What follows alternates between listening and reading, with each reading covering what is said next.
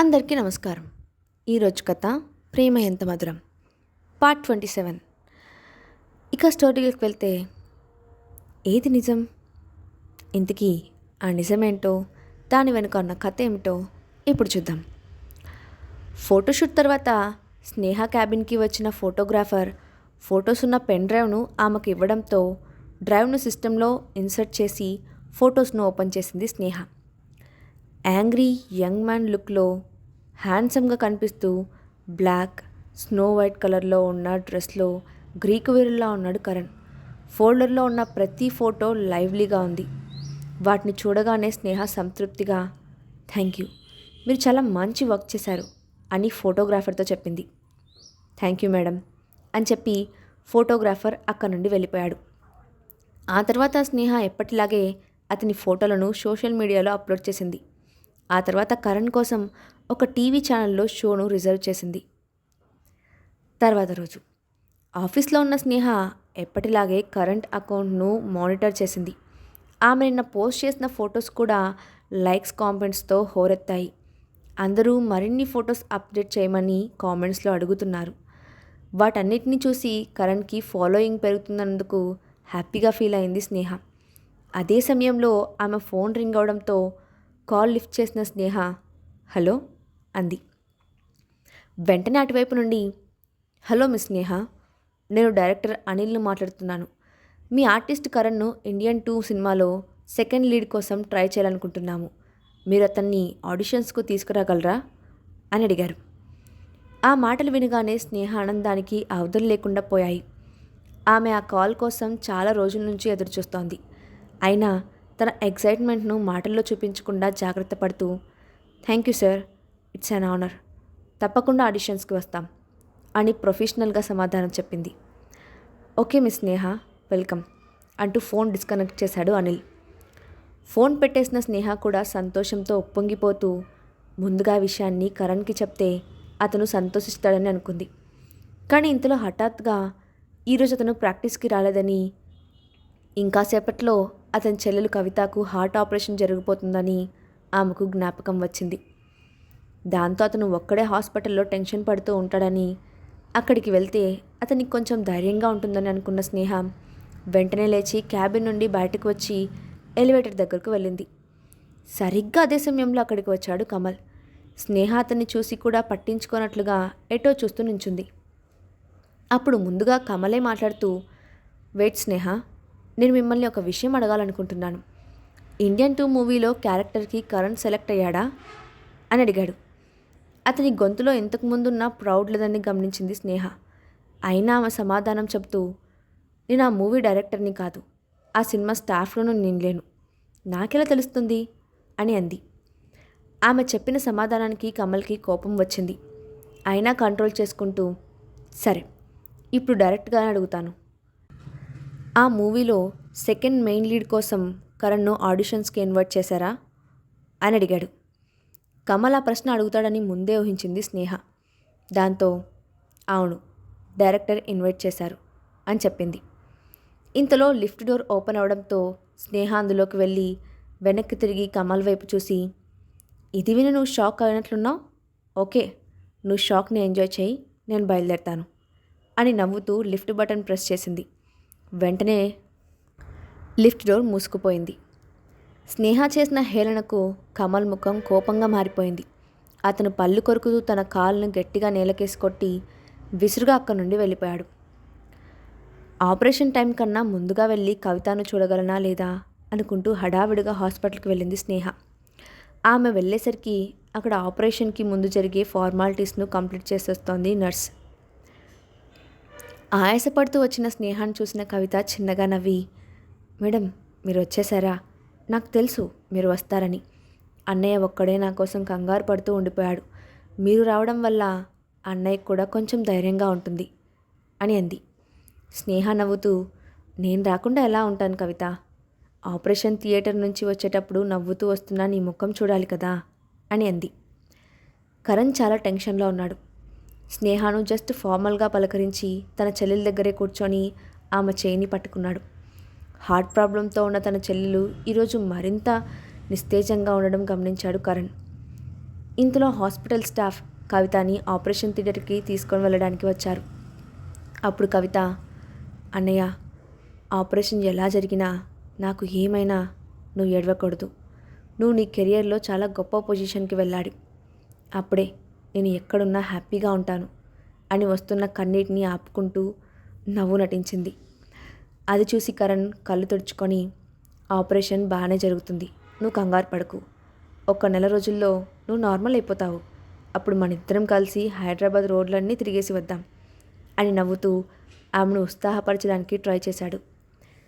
వారిద్దరి మధ్య ఉన్న ప్రేమ బంధానికి చలించిపోయిన స్నేహ వాళ్ళని డైవర్ట్ చేస్తూ, ఇక మీ ఇద్దరి సెంటిమెంట్ సీరియల్ ఆపుతారా? కవిత ఏమీ యుద్ధానికి వెళ్ళట్లేదు, జస్ట్ చిన్న ఆపరేషన్, దానికే ఇద్దరూ ఇలా డీలా పడిపోతే ఎలా అంటూ కోప్పడి కవిత వైపు చూసి, చూడు కవిత, మీ అన్నయ్యకు ఇండియన్ 2లో ఆఫర్ వచ్చింది. అది హిట్ అవ్వగానే మీ అన్నయ్య గొప్ప పొజిషన్కి వెళ్తాడు. అదంతా చూడాల్సిందే నువ్వే కదా. ముందు ముందు మీ అన్నయ్య కాల్ షీట్స్ కోసం బోల్డ్ మంది ప్రొడ్యూసర్లు, డైరెక్టర్లు నీ చుట్టూ తిరుగుతారు. అవన్నీ హ్యాండిల్ చేయాల్సిందే నువ్వే. అంత పని పెట్టుకొని నేనేమైపోతానో ఏంటో అంటూ బేలగా మాట్లాడతావు. Just be confident. నువ్వు నవ్వుతూ బయటకు వచ్చేస్తావు అంటూ వాళ్ళలో ధైర్యం నింపే ప్రయత్నం చేసింది. అది విన్న కవిత, నిజమే, మా అన్నయ్య నిజంగా గొప్ప పొజిషన్కి వెళ్తాడు, అది నేను చూస్తాను అని నమ్మకంగా అంది. ఆపరేషన్కి టైం అవుతుండడంతో స్టాఫ్ ఆమెను వీల్ చైర్లో కూర్చోబెట్టి ఆపరేషన్ థియేటర్లోకి తీసుకొని వెళ్ళారు. కరణ్ ఆపరేషన్ థియేటర్లోకి వెళ్తున్న కవితను కళ్ళ నిండా నీళ్లతో చూస్తూ ఉండిపోయాడు. అతనికి టెన్షన్తో చెమటలు పట్టేశాయి. అతడి పరిస్థితిని చూసి స్నేహ అతని భుజం మీద చేవేసి, all is well, don't worry Karan అని అంది. అప్పుడు కరణ్, ఈ ప్రపంచంలో నాకు మా చెల్లెలకి నేను తప్ప మాకు ఎవరూ లేరు మేడం. ఇప్పుడు తనకి ఏమైనా అయితే నేను తట్టుకోలేను అంటూ చిన్న పిల్లాడిలా ఏడ్చేశాడు. స్నేహ తన్ని ఆపరేషన్ థియేటర్ బయట ఉన్న బెంచ్పై కూర్చోబెట్టి, బాధపడకు కరణ్, మీ చెల్లెలి ఆపరేషన్ సక్సెస్ అవుతుంది, ధైర్యంగా ఉండు అంటూ ధైర్యం చెప్పింది. కాసేపటికి ఆపరేషన్ స్టార్ట్ అయిందని నర్సు వచ్చి ఇన్ఫామ్ చేసింది. ఆపరేషన్ సక్సెస్ అవుతుందో అవ్వదో అనే భయంతో కరణ్ ఆ క్యారిడార్లోనే అటు ఇటు తిరుగుతూ టెన్షన్ పడుతున్నాడు. ఇంతలో హఠాత్తుగా స్నేహ ఫోన్ రింగ్ అయింది. సైలెంట్గా ఉన్న హాస్పిటల్ వాతావరణంలో ఆ రింగ్ టోన్ చాలా భయంకరంగా అనిపించింది. వెంటనే ఫోన్ స్క్రీన్ వైపు చూసిన స్నేహ అది స్కూల్ నుంచి వచ్చిందని గమనించి అక్కడ నుండి దూరంగా వెళ్ళి కాల్ లిఫ్ట్ చేసి, హలో అని అంది. అటువైపు నుండి, నమస్తే మేడం, నేను లిటిల్ ఫ్లవర్ స్కూల్ నుండి యువన్ క్లాస్ టీచర్ని కాల్ చేస్తున్నాను అని చెప్పింది టీచర్. ఎస్ చెప్పండి అంది స్నేహ. మేడం, మీరు అర్జెంటుగా స్కూల్కి రాగలరా అని అడిగింది టీచర్. ఆ టీచర్ గొంతులోని భయాన్ని గ్రహించిన స్నేహ కంగారుగా, ఎందుకు, యువన్ బాగానే ఉన్నాడు కదా అని అడిగింది. అప్పుడు టీచర్ తడబడుతూ, మేడం, యువన్ స్కూల్లో పడిపోయాడు, చిన్న దెబ్బ తగిలింది, యాజ్ ఎర్లీ యాజ్ పాసిబుల్ మీరు త్వరగా రండి అని ఫోన్ పెట్టేసింది. యువన్కి దెబ్బ తగిలిందనే మాట వినగానే స్నేహ గుండెల్లో రాయి పడినంత పనైంది. ఇప్పుడు కరణ్కి ఆ పరిస్థితిలో ఒంటరిగా వదిలేసి వెళ్ళడం కష్టమే అయినా యువన్కి ఎలా ఉందో అనే ఆందోళనతో సాధ్యమైనంత త్వరగా స్కూల్కి వెళ్ళాలని నిర్ణయించుకుంది స్నేహ. వెంటనే కరణ్ దగ్గరికి వెళ్ళి, కరణ్, మీ చెల్లెలకి ఆపరేషన్ బాగానే జరుగుతుంది, నువ్వు కంగారు పడకు, నాకు ఒక ఇంపార్టెంట్ ఫోన్ కాల్ వచ్చింది, నేను త్వరగా వెళ్ళి తీరాలి, ఏమీ అనుకోవద్దు, నేను మళ్ళీ వచ్చి కలుస్తాను, ఈలోపు ఏమైనా అవసరమైతే నాకు ఫోన్ చేయి అని అంది. కరణ్ సరే అన్నట్లుగా తల ఊపుతూ, మీరు వెళ్ళండి మేడం, నేను హ్యాండిల్ చేసుకుంటాను అని అన్నాడు. వెంటనే స్నేహ హడావుడిగా హాస్పిటల్ నుంచి బయలుదేరింది. క్యాబ్ తీసుకొని ఆగమేఘాల మీద స్కూల్కి వెళ్ళిన స్నేహ యువన్ క్లాస్ వైపు పరిగెత్తింది. అక్కడ క్యారిడార్లో బెంచ్ మీద కూర్చొని ఉన్నాడు యువన్. దూరం నుంచి యువన్ని చూసి కాస్త ఊపిరి పీల్చుకుంది స్నేహ. ఆమె వేగంగా అడుగులు వేసుకుంటూ యువన్ దగ్గరకు వెళ్ళేసరికి అతని నుదురు మీద చిన్న గాయం చూసింది. వెంటనే ఆమె కళ్ళల్లో నీళ్లు తిరిగాయి. యువన్ అంటూ వెళ్ళి అతన్ని గాయాన్ని చూసి, నొప్పిగా ఉందా నాన్న అంటూ అతని తలను ముద్దాడింది. అప్పుడు Yuvan, I'm all right mummy, నేను బాగానే ఉన్నాను అని నవ్వుతూ చెప్పాడు. వెంటనే స్నేహ క్లాస్ టీచర్ వైపు చూసి, ఏం జరిగింది టీచర్ అని అడిగింది. మీ అబ్బాయి హడావుడిగా పరిగెడుతూ మెట్లపై నుండి పడిపోయాడు అని చెప్పింది టీచర్. అప్పుడు స్నేహ యువన్ని చూస్తూ, స్కూల్లో జాగ్రత్తగా నడవాలి కదా యువన్, ఎందుకు పరిగెత్తావు అని అడిగింది. లేదు మమ్మీ, నేను పరిగెత్తలేదు. నా వెనుక నుండి ఒక బాయ్ నన్ను తోసేశాడు. దాంతో నేను స్టెప్స్ పై నుండి పడిపోయాను అని తన 2 మోకాళ్ళపై చూపించాడు యువన్. అతని కాళ్ళ వైపు చూసిన స్నేహ గుండె గుబేలుమంది. యువన్ 2 మోకాళ్ళపై స్కిన్ మొత్తం చిట్లి రక్తం వస్తూ కనిపించాయి.